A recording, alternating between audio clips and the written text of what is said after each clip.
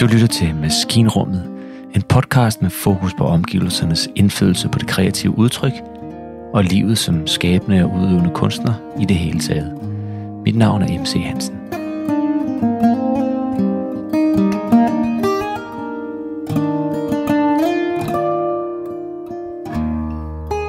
Christian Bakke, dejligt at være med i Maskinrummet, som er en podcast, hvor vi undersøger rammernes indflydelse på det kreative udtryk, og så livet som professionel musiker i det hele taget. Ja. Og grunden til, at jeg siger, at vi sidder her i et kolonihavehus i Ballerup, det er, at jeg plejer altid at starte med at spørge mine gæster her i programmet om, hvis nu vi forestiller os, at dit liv, billedligt talt, er et hus. Er der så et rum i det hus, som du går ind i, når du skal være kreativ, eller som du pludselig befinder dig i, hvis du føler dig kreativ? Er det noget, du kan tænde og slukke for? Eller er det der bare hele tiden, er dit liv bare et stort kreativt rum? Nej, det sidste kan jeg i hvert fald klart svare helt fuldstændig klart nej til. Altså, for mig har det altid været rigtig svært faktisk at skrive sange, selvom jeg altid har haft lyst til det. Ja. Så på et tidspunkt, så måtte jeg erkende, at det ikke er noget, jeg bare lige bliver inspireret til, og så sætter mig ned og gør helt spontant.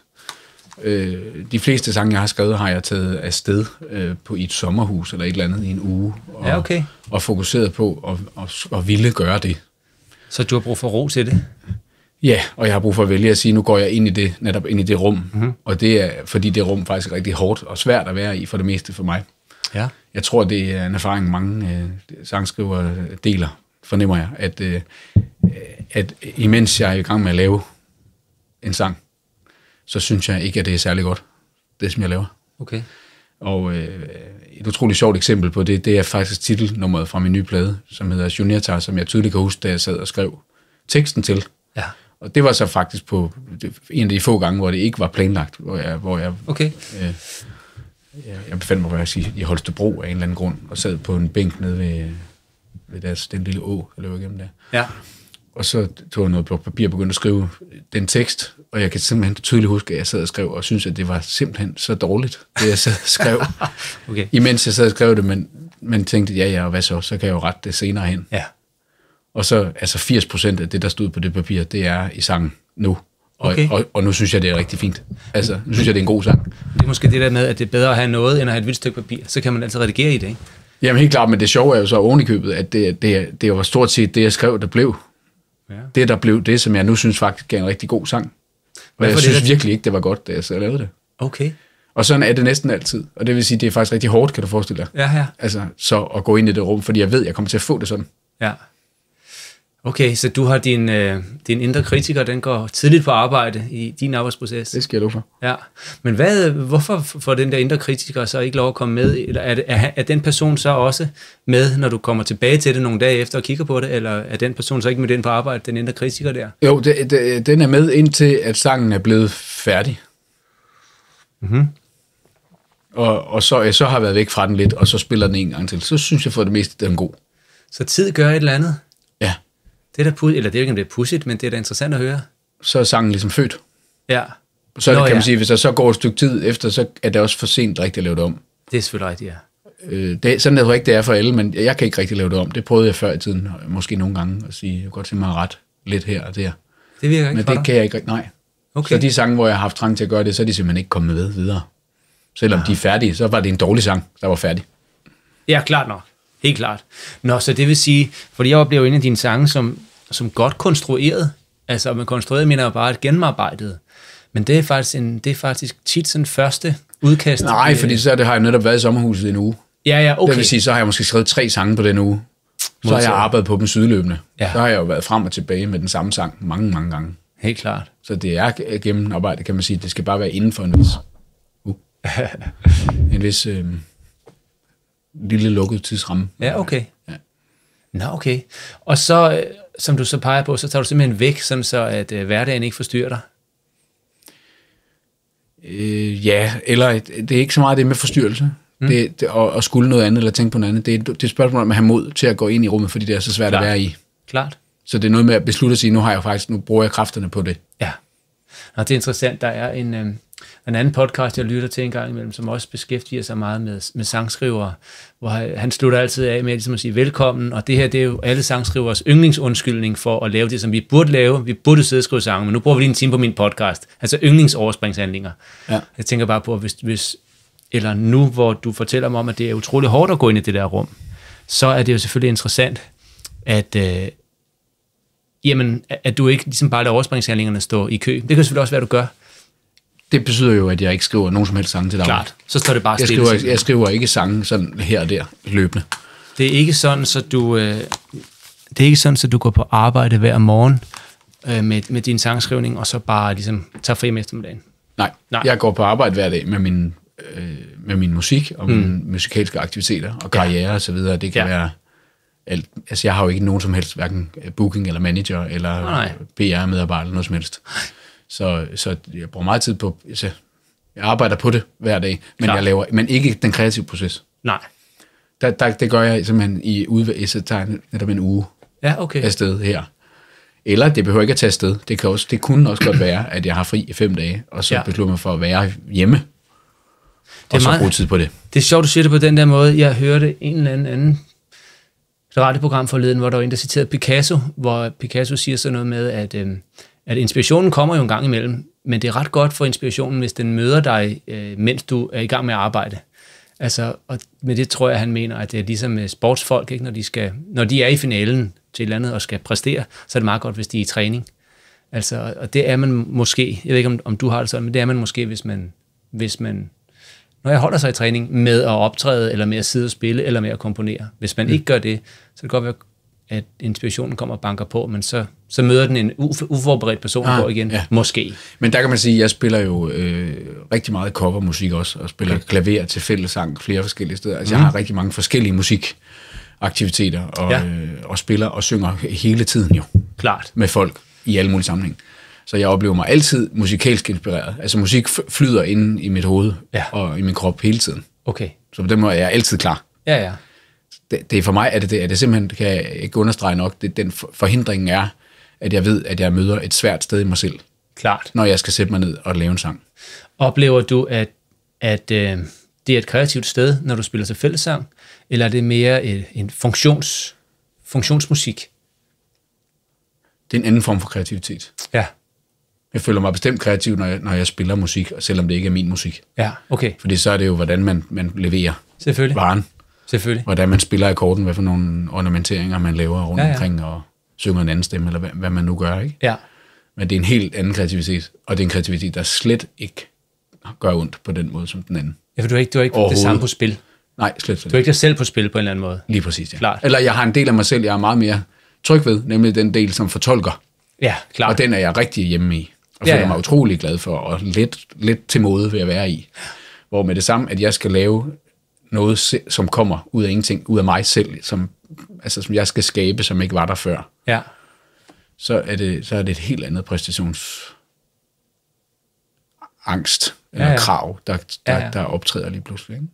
Nu har jeg på trods af en masse vellykket. Altså det er jo det, der er så mærkeligt. Det er som om, det bliver ikke frygtelig meget nemmere af, at jeg synes, jeg har en række rigtig gode sange, jeg har lavet. Nej, så er der også noget at leve op til jo. Det kan man sige. Altså, eller hvis du har spillet en super fed koncert, hvor det gik virkelig godt, så er det jo ikke nødvendigvis lykken, hvis den næste koncert så går mindre godt. Der vil man jo gerne, man vil gerne have, at publikum er lige så glade, og at jeg spillede og sang lige så godt, og de grinede og de græd. Og det er klart, det kan være lidt et pres at gøre noget godt, selvfølgelig. Du lytter til Maskinrummet, en podcast med fokus på omgivelsernes indflydelse på det kreative udtryk, og livet som skabende og udøvende kunstner i det hele taget. Nu har jeg jo opdaget dig et par gange, og jeg tror faktisk begge gange har været nede på Musik over Præstø i fjor, hvor jeg vel virkelig også først mødte dig, hvor du kom der som musikelsker og publikummer, og ligesom sad og spillede lidt hister her. Jeg har godt lagt med at han sidder med en guitar og sådan noget. Men så var du på programmet. Kan det passe, du har været på 2 år i træk i virkeligheden? Ja, 3 faktisk, tror jeg. 3 år i træk. Ja. Der var i hvert fald en af gangene, hvor jeg kom lige, da du spillede sidste sang, og så er der 2 gange, hvor jeg så har hørt dig optræde. Og det siger jeg bare fordi, at når jeg ser dig optræde, så oplever jeg jo en, der er helt tydeligt tryg i at stå der, men samtidig også er ærlig omkring, at nu, altså, der er lige den her sang, den betyder så meget for mig, og jeg har det her på spil og sådan noget. det er i virkeligheden en meget lang tilløb til at spørge om den ramme, der er der på en visefestival, i et visetelt, hvor folk sidder venligt og velopdragent og lytter. Altså, kan du sige noget om, hvad en venlig og velopdragent ramme i et visetelt på en folkfestival, hvad skaber det for en koncert kontra et andet sted, du optræder? Det skaber lige præcis det rum, der er det bedste at være i, for det musik, som jeg laver. Hvad er det for et rum? Hvad gør det der rum? Det er, at der er plads til intimitet, kan man sige, som ikke nødvendigvis kun er føle intimitet, men der er plads til, at det, som sangene kommer med, at det er det, der fylder rummet ud. Fordi der er et lyttende rum. Mm-hmm. Der er netop ikke nogen funktion andet, end at dem, der sidder der, gerne vil have noget af det, som jeg kommer med. Klart. Så det, jeg kommer med, det er det, der fylder rummet. Klart. Det er en stor modsætning til, hvis man kommer et sted, hvor at det skal tjene en eller anden form for funktion, eller hvor folk skal have en bestemt stemning ud af det, så kan man selvfølgelig vælge sætlisten. Ja. Ud fra, hvad man tror, eller hvad man har hørt, eller snakket sig frem til, skal formålet er. Ja. Men det er det sted, hvor jeg kan levere det, som jeg rent faktisk kommer med. Så kan jeg synge en stille, smuk sang, så kan man blive rørt af den, så kan jeg synge en sjov sang med humor, så kan man grine af den. Ja. Rummet bliver fyldt ud af det. Klart. Som sangen og musikken, som jeg leverer. Har du en oplevelse af, at du kender publikummet, eller du forstår, hvad det er? Hvad er det for et publikum, der sidder her? Okay, vi sidder i viseteltet, jeg kan se, de har det her tøj på, jeg kan se, de har lige været over at høre violinmusik derovre. Har du en forforståelse af, hvem det egentlig er, du sidder sammen med? Eller optræder, eller hvem du er i rum med, når du er i sådan et visetelt på en folkfestival? Ja, det har jeg i højeste grad, men det er det samme, vil jeg sige, typer mennesker andre steder. Det behøver ikke at være til folkfestival. Altså, det er folk, der interesserer sig for at lytte til lyrikken. Klart. Der er meget skiller foran for bukken med min musik. Ja, de kommer ikke for at danse. Nej, de kommer ikke for at danse, men det er også nogen, som er interesseret i at høre, hvad der bliver sunget om. Ja, klart. Hvor oplever du ellers det, ud over det helt oplagte, den her folkfestival, jeg bringer frem? Hvilke andre steder er optimale? Jamen, det er jo så for som sådan nogle, lo-fi stuekoncerter, jeg har blevet til nogle gange, eller hvor der også er et publikum, der ligesom er enten har verden, eller nogle andre i publikummet, ligesom lyttet til noget, jeg har lavet. Klart. Og så valgt at sige, lige præcis det der vil vi gerne høre noget af. Ja. Men så det er igen også det samme, der er et rum, der ligesom er åbent til det, jeg kommer med, i stedet for et rum, der forventer noget bestemt, jeg så leverer. Klart. Det kan være enormt taknemmeligt med de der stuekoncerter. Ikke? Der er en eller anden vært, som synes, at du er mega fed, og den vært har så input 30-40 mennesker, og af dem kommer der måske 28, og de er alle sammen, ofte i hvert fald, de glæder sig vildt meget, de tænker, hvad kan man spille koncert i en stue? Og ja, det kan man så meget godt, og verden ved, at de her, de er vilde med, hvad ved jeg, Dylan og Bjørn Afzelius, bare for at sige et eller andet. Ikke? Mm. Så det kan nogle gange være virkelig godt kurateret publikum, at det kan være meget taknemmeligt. Det kan der også. Har du prøvet nogle gange, hvor det ikke virkede på sådan en stuekoncert? Nej, okay. Det har kun været god oplevelse, men jeg har også kun gjort den 3-4 gange. Ja. Jeg har prøvet en enkelt gang, der var en eller anden, der havde hørt mig, han syntes, jeg var god, så han godt hyre mig til, hvad jeg troede var en stuekoncert. Det viste sig så, at det var faktisk et singlemøde, en singleklub, hvor folk i 50'erne eller sådan noget kom for at møde en sød kæreste. Det var jo faktisk ret umuligt. De var der selvfølgelig for at møde hinanden. Det forstår man jo godt. Så de vil hellere tale sammen. Selvfølgelig. Og altså, når jeg optræder, er det ligesom dig, det er ret tekstbåret, og der snakkes en del, ikke? Indtil man kan godt spille i baggrunden, men man kan jo ikke stå og snakke i baggrunden. Det virker helt skørt. Så det var simpelthen bare lidt misforstået. Du kan da lige spille, og det kan jeg vel godt. Men efterhånden synes jeg, man lærer, jeg ved ikke, om du har det sådan, men man kan lidt lugte det, når med forespørgselen. Vil du spille sådan og sådan og sådan? Ja, prøv lige at forklare mig. Jeg spørger altid til det jo. Ja, nemlig. Ikke? Ja, man kom galt af sted jo ellers. Ja. Har du... Du behøver ikke sige, hvis du har, men har du oplevet samtidig, at du har spillet et sted, hvor du tænker, okay, wow. Nå, men så slår jeg om. Så slår du om? Det har jeg simpelthen gjort. Ja. Altså, et rigtig godt eksempel på det var, at jeg blev hyret på baggrund af min egen musik, kan man sige. Ja. Til noget, som var en lille festival, blev det slået op som, hvor jeg skulle spille om formiddagen, simpelthen. Men i et privat sted, men sådan noget, nogle naboer, der var vant til at holde sådan noget i Hvidovre, i deres villa. Ja. I haven for deres... Det var åbenbart ikke første gang, og så havde de sådan folk på programmet. Ja. Og det var, fordi de havde hørt noget af min egen musik, at de ville høre det, og jeg tænkte, det er formiddag, så jeg lægger mit eget program, som jeg plejer, og tænker, det er jo så nok det. Så kommer det ud, så er det simpelthen et drukfest allerede. Og om formiddagen? Ja, det er jo festivalstemning. Ja, okay. Så åbenbart. Det er ikke de prøver at holde mini-Roskilde, eller hvad det er. For helvede. Og det regnede endda, så det passede perfekt. Og så, jamen så, så insisterer jeg ikke på noget. Altså, det er jo helt tydeligt, at det er en helt anden stemning. Og det vil sige, så jammer jeg kreativt på den måde at forstå, at jeg giver ikke fuldstændig op, men så spiller jeg det, de gerne vil synge med på. Noget Kim Larsen, eller hvad det nu er. Ja. Og så, når jeg ligesom har fået lidt opmærksomhed, så siger jeg, og så vil jeg gerne prøve at spille en sang af min egen, og så vælger jeg den, som har mest appeal i den retning. Ja, klart. Og så plejer det at lykkes, og så har de lyttet det, de magtede. Ja. Og så går vi videre.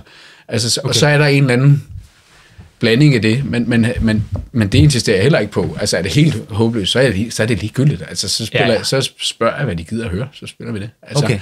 Der har ikke nogen... Der er ikke ærekær på den måde. Jeg elsker alt musik. Det var bare fejlkastet med det, de troede, de skulle have, så fik de det, de så hellere ville have. Man kan vide, om ikke alle de der kunstnere, vi kender, altså Gnax, bare for at sige et eller andet, kan vide, om ikke de bærer sig ad lidt på samme måde. Altså, jeg ved det jo ikke, men jeg forestiller mig, at Peter A.G., han står der, han har egentlig lagt en sætliste, den har de fået, men så viser det sig halvvejs igennem, okay, det regner bare, og det er skide koldt. Vi er simpelthen nødt til at synge de der 3 sange om regnvejr, eller sådan noget, som jo er på en måde, lidt det du også siger, de her 3 sange, jeg har tænkt mig at synge, helt fint, men det går jo ikke, så derfor synger jeg de her 3 i stedet for. Altså, du vælger så, så kan jeg spille en Kim Larsen sang, men det kunne jo lige så vel være en af dine egne, som, okay, vi skal have en optempo sang. Nej, det kunne det ikke. Det kunne det ikke. Fordi pointen er, at de kunne ikke, altså i sådan en stemning som den der kan du slet ikke have opmærksomheden, hvis de ikke kendte det. Klart. Og det er der ikke noget galt. Jeg taler ikke ned til det. De vidste jo ikke. Det var ikke dem, der havde hyret mig. Nej. Publikummet. Det var jo værterne. Ja. Så hvad kan man sige, der er ikke noget som helst galt i det. Det skulle jo bare have hyret mig som covermusiker, så er det jo helt perfekt. Så havde det været totalt ramt hinanden. Ja. Så havde jeg kommet ud med et program, som jeg vidste, der havde lavet den fællessang og på rækkerne, som de var klar til. Ja. Og det lavede jeg så også alligevel. Og det er jo fint. Og så bliver jeg også hyret igen til det en anden gang. Altså, så kommer jeg og laver det. Så ved vi jo ligesom, hvad vi... Fordi folk, der ikke beskæftiger sig med musik, de kan have svært ved at kaste det. Selvfølgelig. Ikke? De kan sige, ja, der er gang i det nummer, du kommer og spiller til den der festival, og så forestiller de sig ikke. Altså, de havde også sat mig på en scene langt væk fra folk med en guitar der. Ja, okay. Altså, det duede heller ikke. Jeg sagde også med det samme, jeg kommer lige ind under halvtaget til jer i stedet for. Ja, selvfølgelig. Altså, sådan nogle ting. Der har du øje for noget, som hverken arrangøren eller publikum jo nødvendigvis har tænkt over. Ja, simpelthen. Jeg siger til, jeg kan se det, du har planlagt med, at jeg skal spille min egen sang deroppe, som de ikke kender. Det er totalt no-go. Det kommer ikke til at virke. Det virker simpelthen ikke. Så nu kommer jeg ned til jer, og så spiller jeg noget cover i stedet for, og så fletter jeg nogle af mine egne sange, som jeg ved, du kan lide, ind. Ja, helt klart. Og så gør vi det. Helt klart. Altså, når nu vores søde lyttere, de kommer til at høre det her program, så har det jo været den dag, som ligger i morgen, hvor du får den der folkemusikpris, der hedder Årets Helge. Og den gives jo selvfølgelig til en, der er dygtig til at synge og spille, og har levet nogle gode sange, men den gives også til en kunstner, som ligesom udviser en eller anden form for social engagement i sine tekster, eller i sin ageren som sådan. Og nu fortæller du mig lige her om de nye plade, som er lavet på genbrugsvinyl og genbrugspap. Forestiller jeg mig, der er endda et billede af træer, og en flot, smuk skovbund fra Thy på forsiden. Kunne du prøve at tale lidt til mig om, hvad det der, som vi kalder social engagement, tænker du, jamen jeg er jo sådan en, der har social engagement, eller kan du se på dig selv udefra og sige, hvorfor tror du, at du bliver belønnet for at have social engagement, kunne jeg også spørge. Kan du selv se det? Jeg tror faktisk, at det der kunne være, jeg ved det jo ikke med komiteen, hvad I har snakket om, men jeg forestiller mig, at I ikke kender så meget til, hvad jeg har koncertvirke, så jeg tror ikke nødvendigvis, det er derigennem. Jeg tror, I har læst nogle af teksterne og tænker, at de handler om noget, som er nogle vigtige emner, som også berører nogle svære ting. Klart. Jeg skriver jo blandt andet sange om misbrug og alkoholisme og sådan nogle ting, og også andre psykologiske emner, altså om sindets kringelkroge, ikke? Ja. Og mange mennesker har det jo svært. Klart. Altså, det har de fleste jo på en eller anden måde. Man kan jo ikke grædebøje det. Så jeg forestiller mig, at det kunne være noget af det. Men i virkeligheden, så kan jeg så sige, at jeg faktisk har et publikumsniche, som efterhånden er ved at blive bygget op. Ja. Som jeg har spillet en del gange for det, der hedder LAP, som er Landsforeningen for Aktive Psykiatribrugere. Ja. For eksempel, og lige for nylig spiller til det, der hedder Askovfondens café, inde på Griffenfeldsgade, som er også sådan en café for psykisk sårbare unge, som kan komme og få et måltid mad, og der bliver også holdt juleaften i deres regi og sådan noget. Skønt. Og det er netop på grund af, tror jeg, nogle af de tekster, jeg har lavet, de sange, jeg har skrevet, altså, og også fordi jeg også på min hjemmeside, og når jeg er til koncerter, deler noget ud af min egen historie jo. Klart.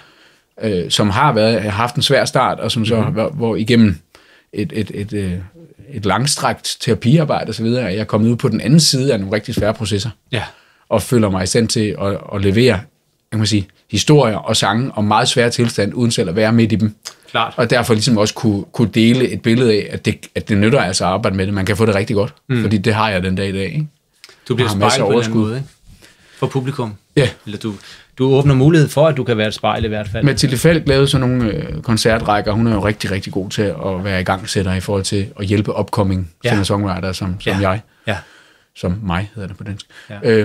Og lavede sådan en række koncerter, der hed Psykisk Stærk og Sårbar, tror jeg de hed, hvor jeg var med til at spille på Dexter i Odense i den forbindelse. Hvordan var det? Det var super fedt, for det var lige præcis det samme rum som på Præstø Festivalen. Det er et rum, hvor folk kommer for at lytte til det musik, som er på programmet. Og nogen, der henvendte sig til dig efter koncerten og sagde, det kender jeg godt. Det var der rigtig mange, der gjorde. Ja. Det er en stærk oplevelse, ikke? Jo, helt bestemt. Ja. Du lytter til Maskinrummet, en podcast med fokus på omgivelsernes indflydelse på det kreative udtryk og livet som skabende og udøvende kunstner i det hele taget. Altså uanset hvad du har sunget om, oplever du så, at du sætter gang i folks syn på sig selv, hvor de kommer og siger, ved du hvad, det der du sang, sådan var min far også, eller der har jeg også boet, sådan et hjem har jeg også boet i og sådan noget. Det gør jeg altid. Ja, det skal jeg hver gang. Ja, det skal jeg altid. Ja. Okay, helt klart. Og det er dejligt, fordi det er det, jeg gerne vil med det.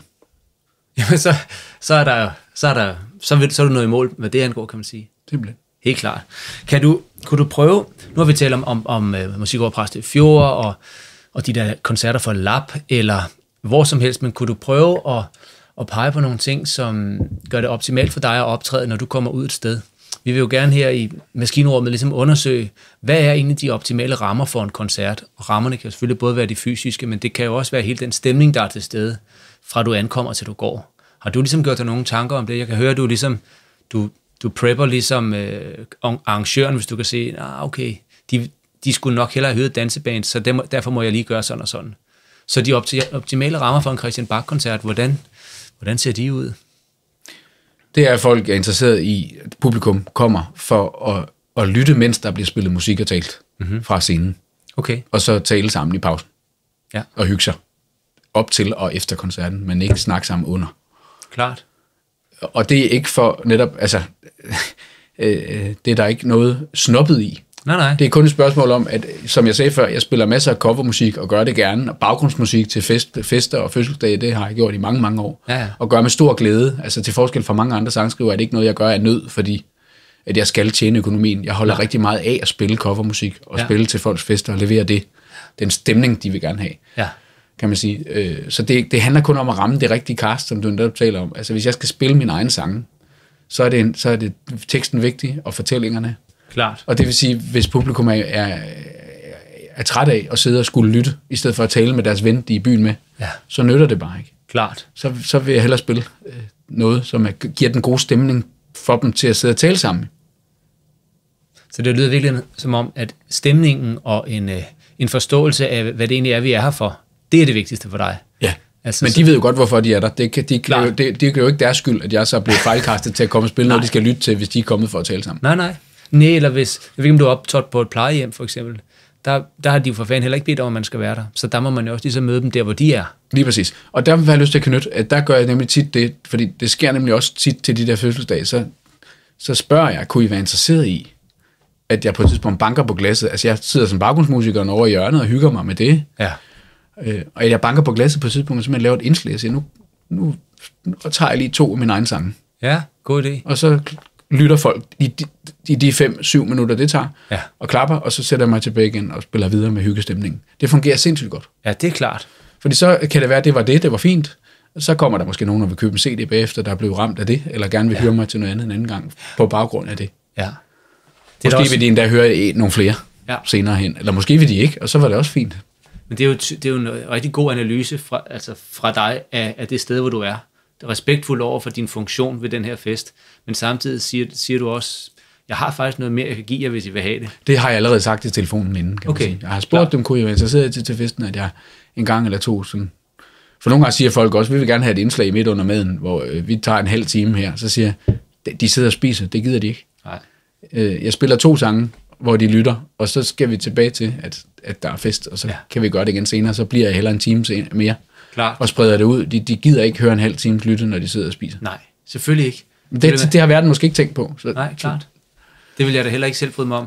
Egentlig, jeg sidder på en restaurant og skal spise noget lækker mad, og pludselig er der en, der skal holde tale, eller synge en sang om sin mor. Ja, præcis, jeg skal hjem, jeg har da ikke tid til det. Nej.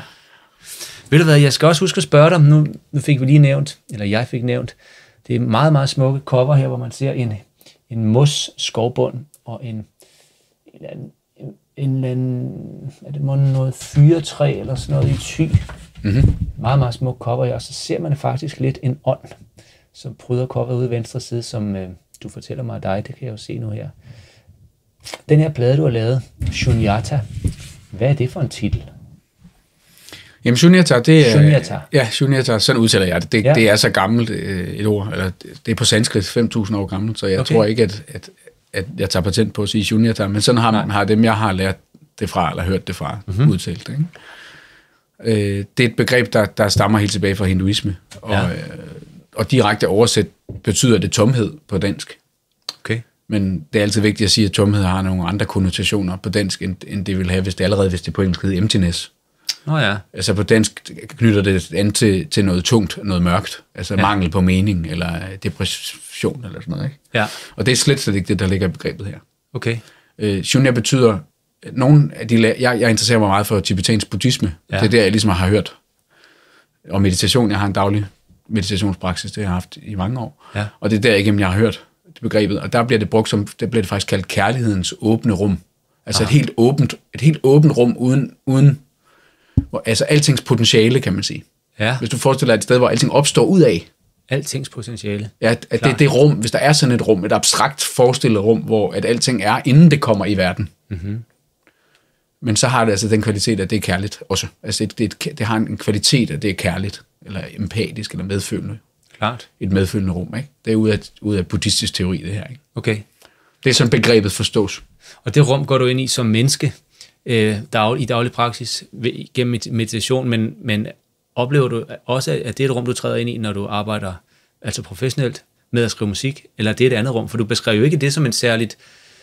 Nej, jeg synes ikke kaldt rum. Jeg vil sige, jeg er ikke i rummet, når jeg er kreativ, men kreativiteten flyder ud af det rum. Eller det, der skabes, kommer ud af det rum, og ikke ud af mig. Altså ud af... En vigtig ting i buddhisme er jo faktisk, at man stiller rigtig stort spørgsmålstegn ved, om der rent faktisk er nogen her. Ja. Nu sidder jeg, det kan man ikke se i radioen, jeg sidder og peger på mig selv, og siger, er der overhovedet egentlig den der meget, meget klare jeg-instans herinde, eller er det egentlig bare en funktion? Klart. Det fører for vidt her, ikke også? Men oplevelsen, som mange kreative mennesker gennem tiden nu har haft og beskrevet, er, at det egentlig føles som om, det var ikke egentlig helt dem. Klart. Der flød igennem den her, hvad det end er, den her bevidsthed, men det kommer ikke ud af den her bevidsthed. Nej. Og den fornemmelse har jeg klart, også selvom jeg sidder, for det er den, der sidder og lider, når jeg sidder og skriver, og synes, det er noget lort, det jeg sidder og laver. Det er jo det her lille ego herovre. Det er jo ikke der, hvor kreativiteten kommer fra, der lider. Klart. Nej, det forstår jeg. Og derfor er det måske også muligt for mig at skrive en god sang, selvom jeg egentlig synes selv, hvad det så end er for et selv, at det er noget lort. Så blev det godt alligevel, fordi det var ikke det lille selv, der lavede det. Klart. Hvis det, jeg ved ikke, om det er for snørket. Jo, så det kommer ud af det rum, og jeg befinder mig ikke nødvendigvis i det rum, men jeg kontakter det rum i min meditation til daglig, og har meget, meget stor glæde og fred, altså og afstressning, og haft det i mange år, ud af at sætte mig ned og prøve på at kigge ind bag ved det lille ego her, og prøve at lade det være, og så se, hvad træder så i stedet for, når det der jeg træder til et skridt tilbage. Det er jo essensen af meditation, som jeg siger. Så der forsøger jeg på at være i Shunyata. Og hvis du så er heldig, så står døren på klem, så der strømmer noget ud fra rummet hen til dig, hvor du sidder og er kreativ. Helt klart, ja. Helt klart. Det er sådan, det kan forstås. Altså, det synes jeg var et meget smukt billede at afslutte vores samtale på, at døren står på klem ud af et kærligt rum fyldt med god tomhed, sådan så der er plads til det, der skal være plads til. Simpelthen. Og jeg vil altså opfordre til at høre sangen Shunyata, selvfølgelig. Nu er den ikke udgivet til streaming, i hvert fald ikke endnu. Ved heller ikke, om den bliver det. Men i hvert fald så er den en række spørgsmål. Klar. Sangen Shunyata, som er titelsangen, Så man kan egentlig sætte sig og lukke øjnene, og så sidde på og sidde og fundere lidt over de spørgsmål, som sangen stiller. Så er der jo ikke andet at gøre, end at gå over på internettet og finde dig, og så se, hvor man kan komme ud og høre dig, så man kan komme ud og købe den der plade. Ja, lige præcis, ja. Helt klart. På genbrugsvinyl og CD. Ja da. Og jeg har en enkelt single ude fra pladen, vil jeg også lige sige, i det her rum her, som man kan streame, så man kan få en forsmag. Så man kan godt lige snuse til, hvad det egentlig er, det gælder om, inden man tager ud og udsætter sig for en koncert med dig. Simpelthen, ja. Klart. Jamen Christian, tak fordi du ville være med. Tak fordi jeg måtte komme og sidde i kolonihavehuset her i Ballerup. Ja. Tak for snak. Velbekomme. Du har lyttet til Maskinrummet. En podcast med fokus på rammernes indflydelse på det kreative udtryk, og livet som skabende og udøvende kunstner i det hele taget. Maskinrummet er redigeret af Jens Ole Hvide Amstrup og udgives af spillestedet Maskinhallen. Lyddesign Jakob Amstrup. Mit navn er MC Hansen.